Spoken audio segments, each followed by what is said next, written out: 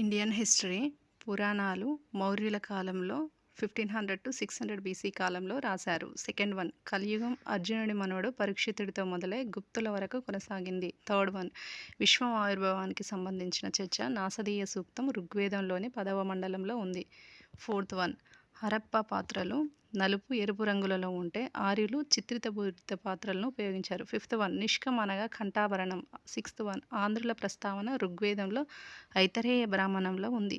Seventh one భక్తి గురించి శ్వేతేశ్వతారలో ఉంది. ఎయిత్ వన్ ఋగ్వేదం అనగా హోత్రి, సామవేదం ఉద్గాత్రి, యజుర్వేదం అథర్వణ వేదం బ్రాహ్మణ అనే ప్రస్తావనలు ఉన్నాయి. నైన్త్ వన్ ఋగ్వేదంలో 10వ మండలంలో పురుష సూక్తంలో కుల వ్యవస్థ గురించి ఉంది. 10th వన్ భారతీయ వైద్యానికి మూలాలు అథర్వణ వేదంలో ఉన్నాయి. ఇవి ఫ్రెండ్స్ డైలీ ఒక 10 క్వశ్చన్స్ ఇద్దామనుకుంటున్నాను. ఇవి ఇండియన్ హిస్టరీ నుంచి. ఇలాగే టాపిక్ వైజ్ ఒక 10 క్వశ్చన్స్ ఇస్తాను.